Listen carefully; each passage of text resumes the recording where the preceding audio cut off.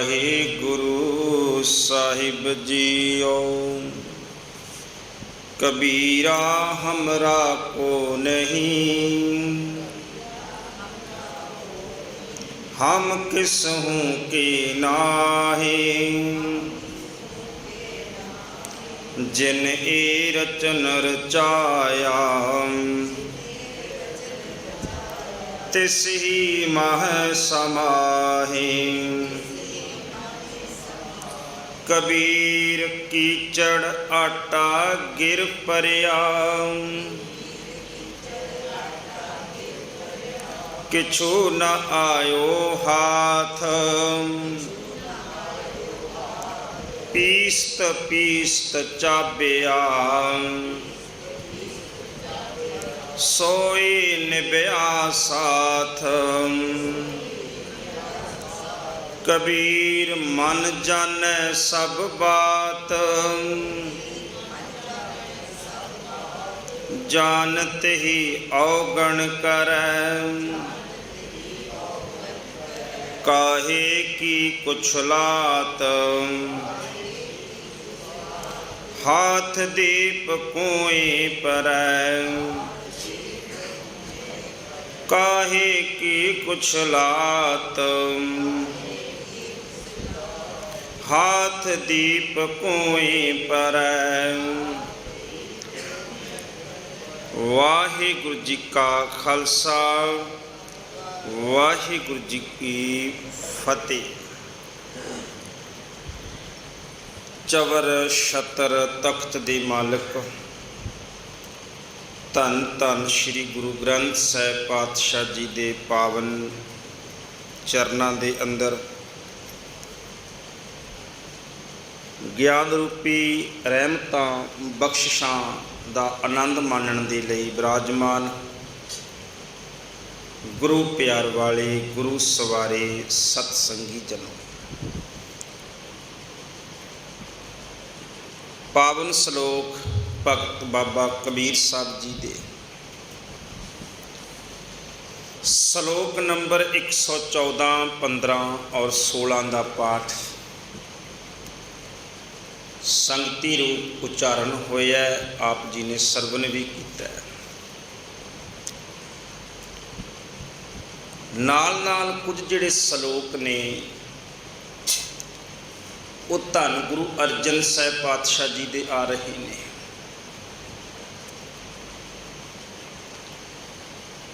जिहड़े श्लोक गुरु अर्जन साहिब पातशाह दे गुरमुख विच आ रहे ने, उहदा इक्को ही कारण जो गुरमुख विद्वान सज्जना ने बयान किया। जदों गुरु अर्जन साहिब पातशाह नूं ये लगदा है भी गल नूं होर चंगे तरीके नाल स्पष्ट करना चाहिए, उदों पातशाह फिर उस श्लोक की गल नूं होर चंगे तरीके नाल स्पष्ट करने दे लई आप जो बचन ने उचारदे ने और फिर उसे श्लोक तो बाद जिस श्लोक को स्पष्ट करना चाहते हैं उहदे नाल अंकित कर देंगे हैं। तो ये जो श्लोक है ना 214 नंबर, ये गुरु अर्जन साहिब पातशाह का, इस करके महला 5वां आ रहा है। इसका सीधा जिहा अर्थ बनता है भी जिहड़ा पिछला श्लोक है उसनूं स्पष्ट करना चाह रहे हैं गुरु अर्जन देव पातशाह। तो जो पिछले श्लोक ने वो भगत बाबा नामदेव साहब ते बाबा तरलोचन साहब की जो गलबात कबीर साहब जी ने बयान की उहदी बाबत है। कल आपां विचार कर चुके हैं कि बाबा तरलोचन साहब ने क्या माया दे विच मोहिया होया नामिया सारा दिन कपड़े ठेकी जाना, नाम जपदे नहीं कदे देखिया, लोगों तो भगत खवाई जाना। ते बाबा नामदेव साहब ने क्या सी, हाथ पाम कर काम सब चीत निरंजन नाल। मैं हत्थां पैरां नाल काम करदा, चित चेते दे नाल परमात्मा नूं जप लैंदा। तो ये जो बचन ने इसे नूं गुरु अर्जन साहिब पातशाह होर स्पष्ट कर रहे हैं कि हे भाई, एक कहना बहुत सौखा है, चित्त परमात्मा नाल जोड़दा हाँ, एक कहना बहुत सौखा है, कहण नूं असीं सब कह दिंदे आ, पर सचमुच इस चित्त नूं, इस चेते नूं माया विचों कढ के निरंजन नाल जोड़ लेना है तां औखा है ना। इस चित्त नूं चीत निरंजन नाल, इस चीत नूं, इस मन नूं माया दे पदार्थां दे मोह विचों कढ के सचमुच निरंजन नाल जोड़ लेना है ते गल औखी है ना। ये सचमुच कदों जुड़ेगा? सचमुच ये माया दे पदार्थां वल्लों कदों बाहर आवेगा? जदों असीं ये मन लवांगे कबीरा हमरा को नहीं, उदों चित लगना चंगी तरह।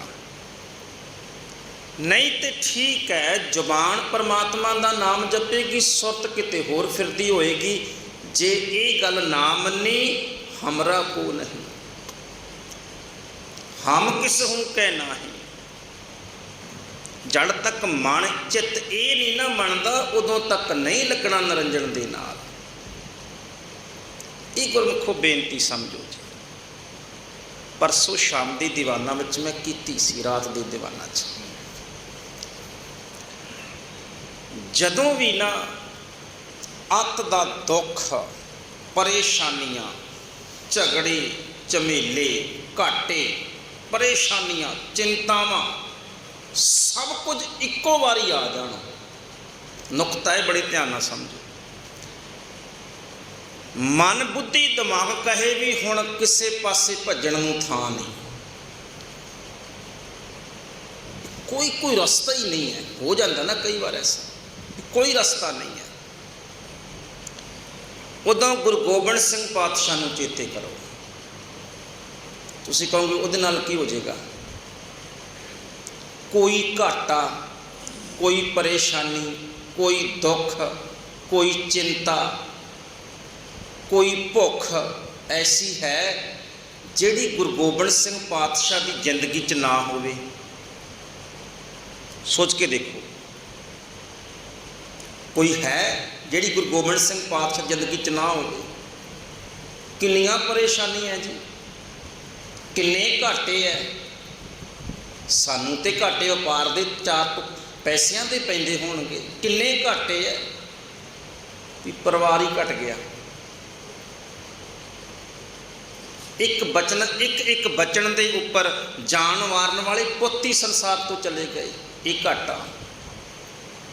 किन्ने दुख है गुरु गोबिंद सिंह पातशाह जिंदगी दे विच, किन्नियां भुखां है गुरु गोबिंद सिंह पातशाह जी की जिंदगी दे विच।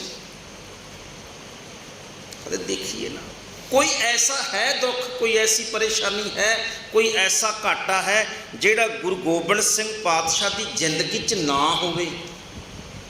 सारे ने जिंदगी दे जिन्ने दुख अज तक गुरु गोबिंद सिंह पातशाह ने जिंदगी च देखे, किसी ने नहीं देखे होने। पर किते उदासी है, देखो किते उदासी है, किते किते निराशता है जिंदगी च? नहीं ना। बस जदों भी दुख, परेशानियां, झमेले, चिंतावां आउंदियां ने, सोच के देखो गुरु गोबिंद सिंह पातशाह ने किवें सामना किया। इस समस्या का हल गुरु गोबिंद सिंह पातशाह ने किवें कढ़िया? इस भुख का, इस दुख का मुकाबला, इस परेशानी का मुकाबला गुरु गोबिंद सिंह पातशाह ने किवें किया? ते तुहानूं इक्को ही जवाब मिलेगा। इक्को ही की जवाब मिलेगा? कबीर मेरा मुझ में किछ नहीं। आ बचन कमाया गुरु गोबिंद सिंह जी ने, मुझ में मेरे विच भी मेरा कुछ नहीं है। देखो किन्नी वडियाई, किन्नी शोभा गुरु गोबिंद सिंह पातशाह की। पर की कहते ने, इन्हीं की कृपा से सजे हम हैं, नहीं मोह से गरीब करोड़े परे। ये नहीं कहते मैं इन्हों बनाया, कह लगे नहीं इन्होंने मैनू बनाया। जदों कि तो असी तुसी भी जानते हैं भी असी गुरु गोबिंद सिंह नूं नहीं बनाया, गुरु गोबिंद सिंह ने सानू बनाया है, आपां भी जानते हैं।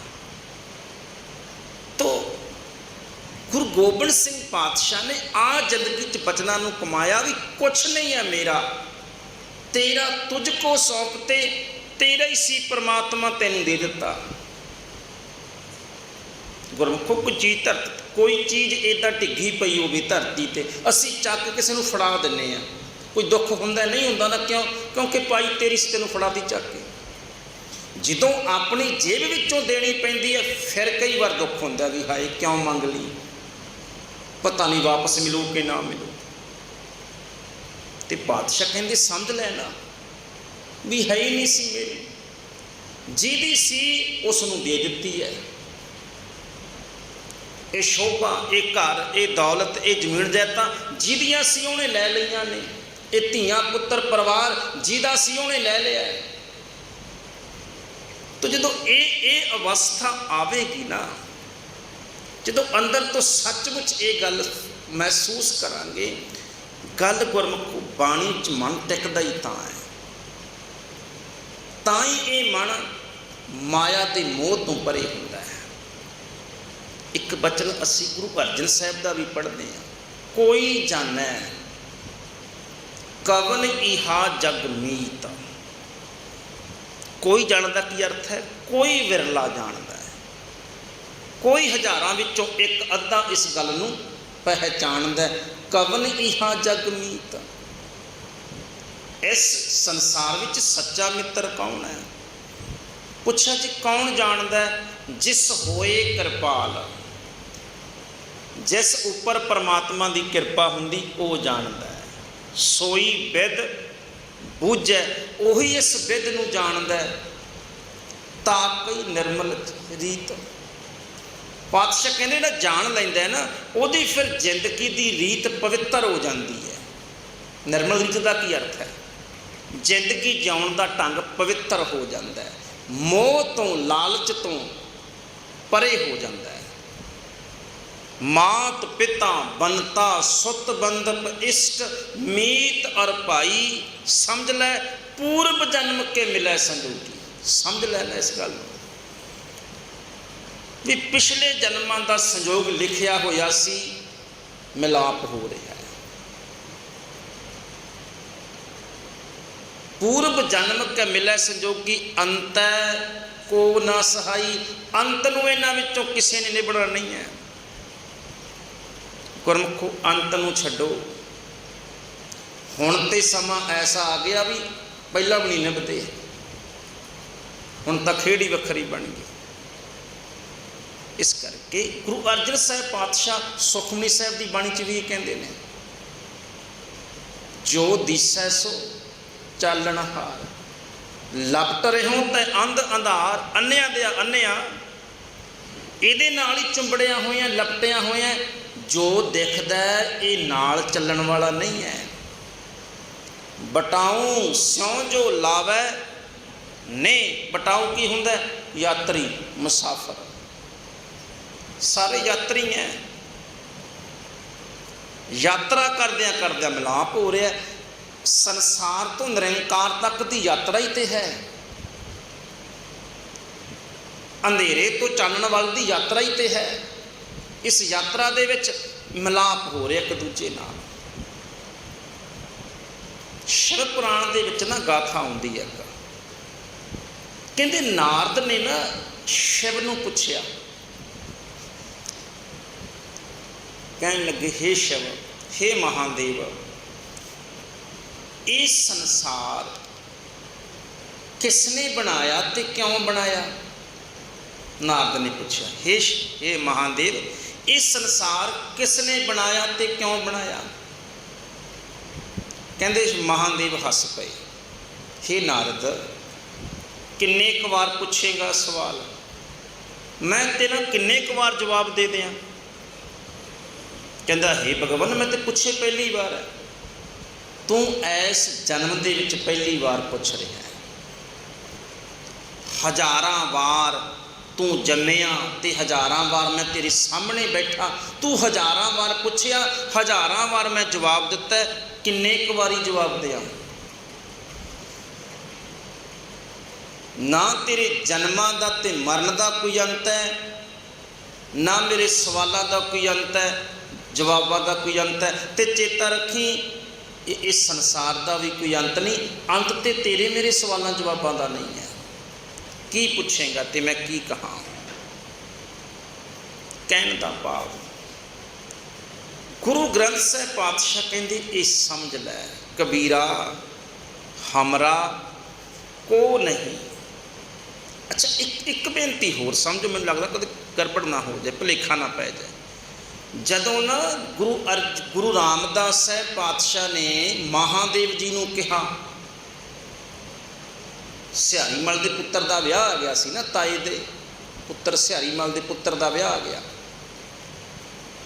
तो गुरु रामदास साहिब पातशाह को पातशाह विआह में चलो, पातशाह कह लगे असीं नहीं जा सकते, पुत्रा चो भेज देने अपने। वो पहला पिरथी चंद को कहा, पिरथी चंद ने पहला बहाने मारे, फिर कहता गर्मी लगती है, पातशाह कहते ठीक है बैठा रहे। फिर महादेव को बुलाया, बाबा महादेव कहते कौन ताया, कौन ताए का पुत्र? कोई किसी का नहीं है। अच्छा, उत्थे कोई किसी का नहीं है, कहने का भाव होर है। इनू कई बार उपरों बंदा कहता कोई किसी का नहीं जी बनता इत्थे। मान लो किसी भरा कहे भी मेरी मदद कर दे, वो कहे जी कोई किसी का नहीं बनता इत्थे, कोई किसी का भरा नहीं, कोई किसी की भैन नहीं। वह भाव यदा अर्थ थोड़ा बड़िया सियाणी गल करता, वह भाव यह भी देन की खातर टलदा पिया। ये नुकता बड़े ध्यान नाल समझो। मान लो भी भरा तो मदद मंगदा है, तो दूजा भरा कहे कौन भरा जी इत्थे, कौन किसी का बनता? गुरबाणी कहती कोई किसी का नहीं है। ਉਹਦਾ अर्थ ये नहीं भी सियाणी गल करदा पिया, ਉਹਦਾ अर्थ ये बनता भी बेईमान है, अंदरों मदद करने की खातर बहाना मारदा। इदां दा अर्थ की बनया भी भाव निर्मल नहीं है। पर जिहड़ा इत्थे कबीर साहब कह रहे निर्मल भाव च कह रहे है, कबीरा हमरा को नहीं, कोई नहीं है इत्थे साडा, अंतम समय कोई साडा नहीं होना। हम किस हूँ के ना है, ना ही अंतम समय असी किसी के बन सकते हैं। भी कोई ये कह दे भी बापू तेनू प्यार बहुत करते हैं, तो बापू कहते मेरी थां ते मर जाएगा, नहीं मरना तो तेनू आप नहीं पैना है। हुंदा है ना इदां। वो जिवें परवाना जी सुणाउंदे हुंदे ने कहानी, कहंदे राजा सी अमीर, जमदूत लैण वास्ते आए, राजे ने कहा भी मैं जाना है। सारे कहन हे पिता जी, हे तुसी तां साडी रखिया करन वाले हो, तुहाडे बिना किवें रहांगे। जमदूत नूं कहंदा भी धीआं पुत्तर परिवार ही बहुत करदे हो। कहंदा भुलेखा तेरा, ये तैनू नहीं करदे, ये तेरी माया नूं धन नूं करदे। कहंदा कित्थे मनदा सी। जमदूत कहंदा भी मैं राजे नूं नहीं लैके जांदा, इहदी थां ते कोई होर जाण नूं तैयार हो जावे तां। सारे पिछे नूं भज गए भी बापू खा सकते हैं तेरे नाल, तेरे नाल बैठ सकते हैं, तेरे घर च रह सकते हैं, पर तेरी थां ते मर नहीं सकते, मरना तो खुद नहीं पैंदा है। हम किस हूँ के ना है, ना साडा अंतम समय कोई बनना है, ना असी किसी के अंतम समय बन सकते हाँ। जिन ए रचन रचाया, जिस परमात्मा ने इस संसार के रचन नूं रचिया है, तिस ही माह समाहि। कबीर साहब कहते इसे करके ही असी जिस परमात्मा ने इस सृष्टि नूं साजिया है, उसे विच अपनी सुरत नूं समा लिया है, उसे विच अपनी सुरत नूं लाया है। समझ पैगी है अंतम समय सहाई केवल एक परमेश्वर ने होना है। कबीर कीचड़ आटा गिर परिया। जिहड़ी करतारपुर वाली बीड़ है ना गुरमुखो, ਉਹਦੇ ਵਿੱਚ ਪਾਠ ਚੀਕੜ ਆਟਾ ਗਿਰ ਭਰਿਆ ਆਉਂਦਾ ਹੈ। ਵੈਸੇ ਕੋਈ ਸੰਬੰਧ ਨਹੀਂ ਇਹਦਾ, ਪਰ ਚਲੋ ਮੈਂ ਕਹਿਤਾ ਇਹਦਾ। ਜਿਹੜੀ ਕਰਤਾਰਪੁਰ ਵਾਲੀ ਬੀੜ ਆ ਨਾ, ਉਹਦੇ ਵਿੱਚ ਕੀਚੜ ਆਉਂਦਾ ਹੈ, ਚਿੱਕੜ, ਵਾਹਿਗੁਰੂ ਚਿੱਕੜ ਆਉਂਦਾ, ਉਹਦੇ ਚੀਕੜ। ਇੱਥੇ ਕੀਚੜ ਹੈ, ਅਰਥ ਗਾਰਾ ਬਣੇਗਾ। ਕਬੀਰ ਕੀਚੜ ਆਟਾ ਗਿਰ ਭਰਿਆ ਕਿਛੂ ਨਾ ਆਇਓ ਹਾਥ। ਇਹਨਾਂ ਹੋਰ ਤਰੀਕੇ ਨਾਲ ਸਮਝੋ ਇਸ ਅਰਥਾਂ ਨੂੰ। ਪੁਰਾਣੇ ਸਮੇਂ ਜਦੋਂ ਗੁਰਮੁਖੋ ਕਣਕ ਪੀਸੀ ਜਾਂਦੀ ਸੀ ਨਾ, ਅਸੀਂ ਕਹਿੰਦੇ ਨਾ ਆਟਾ ਪੀਸਿਆ ਜਾ ਰਿਹਾ। ਅਸਲ ਆਟਾ ਤਾਂ ਪੀਸਿਆ ਜਾ ਹੀ ਨਹੀਂ ਸਕਦਾ, ਕਣਕ ਪੀਸਦੇ ਹੁੰਦੇ ਆ। ਅਸੀਂ ਕਹਿੰਦੇ ਨਾ ਆਟਾ ਪਿਹਾ ਕੇ ਲਿਆਉਣਾ। ਕਣਕ ਜਦੋਂ ਪੀਸੀ ਜਾਂਦੀ ਹੈ ਨਾ, ਤੇ ਉਹ ਨਾਲ ਦੀ ਨਾਲ ਹੀ ਪੀਸੀ ਜਾਂਦੀ ਸੀ। ਉਹ 2-3 ਘਰਾਂ ਦੀ ਚੱਕੀ ਹੁੰਦੀ ਸੀ, ਸਾਂਝੀ ਘਰਾਂ ਦੇ ਵਿੱਚ ਹੀ ਉਹ ਇੰਜ। ਤਾਂ ਬੀਬੀਆਂ ਭੈਣਾਂ ਨਾਲ ਗੱਲਾਂ ਵੀ ਕਰੀ ਜਾਂਦੀਆਂ, ਨਾਲ ਆਟਾ ਵੀ ਪੀ ਜਾਂਦੀਆਂ ਸੀ। ਇਹ ਪੁਰਾਣਾ ਸਾਡਾ ਇੱਕ ਤਰੀਕਾ ਸੀ ਰਹਿਣ ਦਾ। ਉਹਦੇ ਨਾਲ ਪ੍ਰੇਮ ਪਿਆਰ ਵੱਧਦਾ ਹੁੰਦਾ ਸੀ। ਇਕੱਠੇ ਕੰਮ ਕਰਦੇ ਰਲ ਮਿਲ ਕੇ। ਉਹ ਇੱਕ ਬੀਬੀ ਆ, ਉਹ ਉੱਪਰ ਦੀ ਚੱਕੀ ਦੇ ਵਿੱਚ ਨਾ ਉੱਪਰ ਤੋਂ ਇੰਝ ਦਾਣੇ ਪਾਉਣੇ ਪੈਂਦੇ ਸੀ, ਅਤੇ ਨਾਲ ਇੱਕ ਹੱਥ ਨਾਲ ਉਹ ਘੁਮਾਈ ਜਾਂਦੀ ਸੀ। ਉਹ ਗੱਲ ਹੈ। ਅਤੇ ਕੁਛ ਜਿਹੜੇ ਉਹ ਦਾਣੇ ਹੁੰਦੇ ਸੀ ਕਣਕ ਦੇ, ਉਹ ਪਾਸੇ ਡਿੱਗੀ ਵੀ ਜਾਂਦੇ ਸੀ। ਤਾਂ ਕਈ ਵਾਰ ਨਾਲੇ ਘੁਮਾਈ ਜਾਣਾ, ਨਾਲ ਮੂੰਹ 'ਚ ਫੱਕਾ ਵੀ ਮਾਰੀ ਜਾਣਾ, ਇੰਝ ਨਾਲ ਖਾਈ ਵੀ ਜਾਣਾ ਉਹ ਆਟਾ। ਤਾਂ ਕਹਿੰਦੇ ਨਾਲ ਬੀਬੀ ਉਹ ਚੱਕੀ ਪੀਂਦੀ ਪਈ ਹੈ ਕਣਕ ਨੂੰ, ਨਾਲ ਕੁਛ ਨਾ ਕੁਛ ਦਾਣੇ ਮੂੰਹ 'ਚ ਪਾਈ ਜਾਂਦੀ ਹੈ, ਖਾਈ ਜਾਂਦੀ ਹੈ। ਉਸ ਤੋਂ ਬਾਅਦ ਆਟੇ ਨੂੰ ਇਕੱਠਿਆਂ ਕੀਤਾ ਅਤੇ ਆਪਣੇ ਘਰ ਨੂੰ ਚੱਲ ਪਈ। ਜਦੋਂ ਘਰ ਨੂੰ ਚੱਲੀ, ਰਸਤੇ 'ਚ ਗਲੀ ਚਿੱਕੜ ਬਹੁਤ ਸੀ। ਚਿੱਕੜ ਵਿੱਚ ਤਿਲਕੀ ਡਿੱਗ ਪਈ ਅਤੇ ਸਾਰਾ ਆਟਾ ਵੀ ਖਿਲਰ ਗਿਆ। ਕਬੀਰ ਸਾਹਿਬ ਕਹਿੰਦੇ ਜਿਹੜਾ ਜੋੜ ਕੇ ਰੱਖਿਆ ਸੀ ਕੰਮ ਹੀ ਨਹੀਂ ਆਇਆ।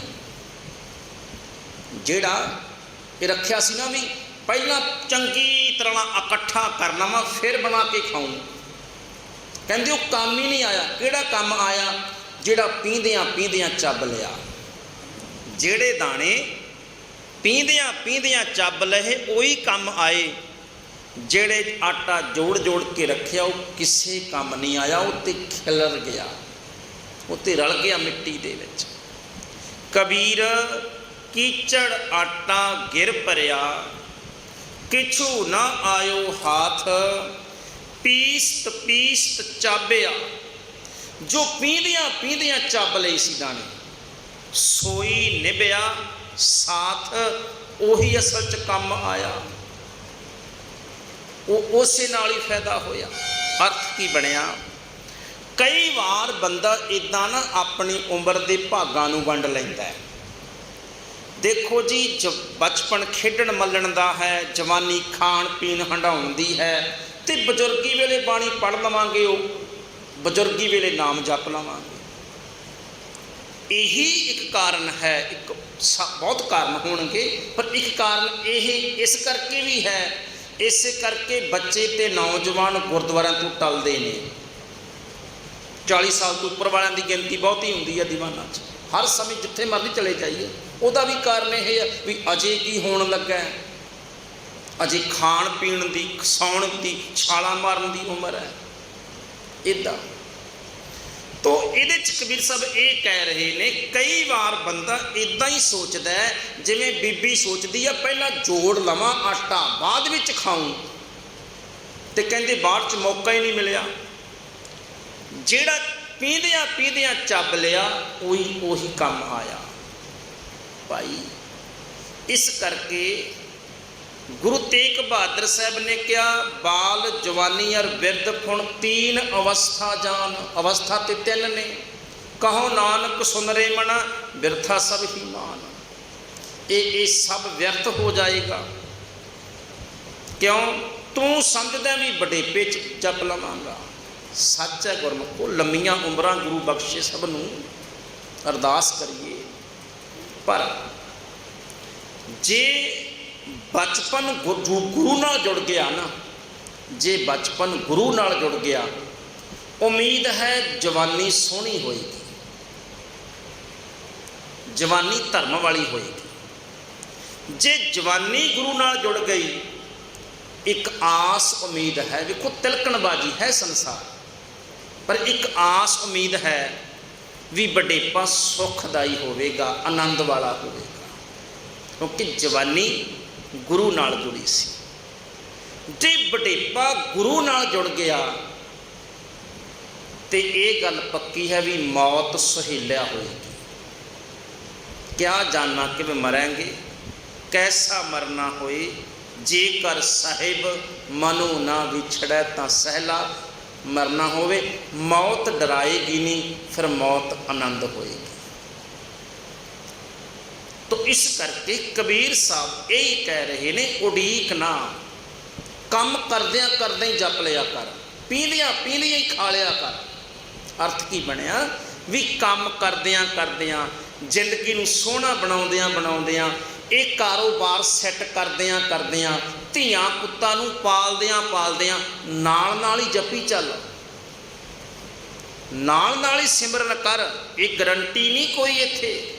ਹੋ ਸਕਦਾ ਜਿਹੜਾ ਤੂੰ ਘਰ ਬਣਾ ਰਿਹਾ ਹੋਵੇਂ, ਬੜਾ ਮਹਿੰਗੀਆਂ ਨੀਆਂ ਪੁੱਟ ਪੁੱਟ ਕੇ ਡੂੰਘੀਆਂ ਬਣਾਵੇਂ, ਗਹਿਰੀ ਕਰਕੇ ਨੀਂਵ ਖਦਾਈ ਉੱਪਰ ਮੰਡਪ ਛਾਏ, ਪਰ ਚੇਤਾ ਰੱਖੀ ਤੇਰੇ ਘਰ ਦੀ ਕੋਈ ਡੇਟ ਹੋ ਸਕਦੀ ਹੈ। ਬਾਜ਼ਾਰ ਜਾਂਦੇ ਆ ਨਾ, ਕਹਿੰਦੇ ਐਨਸ ਗਰੰਟੀ ਕਿੰਨੀ ਹੈ, ਜਿਹੜੀ ਚੀਜ਼ ਦੀ ਗਰੰਟੀ ਵੱਧ ਹੈ ਨਾ ਉਹ ਲਵਾਂਗਾ। ਪੁੱਛੀ ਵੀ ਗਰੰਟੀ ਮੰਗਣ ਵਾਲਾ, ਤੂੰ ਦੱਸ ਗਰੰਟੀ ਵੀ। ਇਹ ਤਾਂ ਹੋ ਸਕਦਾ ਵੀ ਤੂੰ ਚੀਜ਼ ਖਰਾਬ ਹੋ ਜੇ, ਗਰੰਟੀ ਵਿੱਚ ਪਈ ਹੋਵੇ ਤੇ ਮੇਰੀ ਦੁਕਾਨ ਤੇ ਵਾਪਸ ਲੈ ਕੇ ਆ ਜੇ। ਕਈ ਵਾਰ ਹੁੰਦਾ ਗਰੰਟੀ ਵਾਲੀ ਚੀਜ਼ ਵਾਪਸ ਲੈ ਕੇ ਬੰਦਾ ਆ ਜਾਂਦਾ, ਉਹ ਪੁੱਛਦਾ ਵੀ ਤੂੰ ਤਾਂ ਲੈ ਕੇ ਨਹੀਂ ਸੀ ਗਿਆ। ਕਹਿੰਦੇ ਜੀ ਬਾਪੂ ਜੀ ਲੈ ਗਏ ਸੀ, ਉਹ ਚੜ੍ਹਾਈ ਕਰਕੇ, ਜਿਹੜਾ ਲੈ ਕੇ ਗਿਆ ਉਹਦੀ ਗਰੰਟੀ ਕੋਈ ਨਹੀਂ। ਗਰੰਟੀ ਵਸਤੂਆਂ ਦੀ ਮੰਗਦਾ, ਪਰ ਖੁਦ ਦੀ ਤਾਂ ਕੋਈ ਗੁਰਮੁਖ ਗਰੰਟੀ ਨਹੀਂ। ਇਹ ਤਾਂ ਹਰ ਜਪਦਿਆਂ ਢਿੱਲ ਨਾ ਕੀਚਈ ਮੇਰੀ ਜਿੰਦੜੀਏ, ਮਤ ਜਾਪੈ ਸਾ ਆਵੈ ਕਿ ਨਾ ਆਵੈ ਰਾਮ, ਕੀ ਪਤਾ ਕਦੋਂ ਨਿਕਲ ਜਾਣਾ ਇੱਦਾਂ। ਇਸ ਕਰਕੇ ਪੀਸਤ ਪੀਸਤ ਚਾਬਿਆ ਸੋਈ ਨਿਭਿਆ ਸਾਥ, ਸਾਥ ਉਹੀ ਨਿਭਿਆ ਜਿਹੜਾ ਪੀਂਦਿਆਂ ਪੀਂਦਿਆਂ ਚੱਬ ਲਿਆ ਸੀ। ਸਾਥ ਗੁਰਮੁਖੋ ਉਹੀ ਚੱਲਣਾ ਹੈ। ਔਰ ਇਸੇ ਕਰਕੇ ਤਾਂ ਬਾਬਾ ਨਾਮਦੇਵ ਸਾਹਿਬ ਔਰ ਤਲੋਚਨ ਜੀ ਨੇ ਇਹ ਗੱਲ ਦੀ ਚਰਚਾ ਕੀਤੀ ਵੀ ਕੰਮ ਕਰਦਿਆਂ ਕਰਦਿਆਂ ਹਾਥ ਪਾਮ ਕਰ ਕਾਮ ਸਭ। ਇਹ ਉਹੀ ਵਿਆਖਿਆ ਹੋ ਰਹੀ ਹੈ ਸਾਰੀ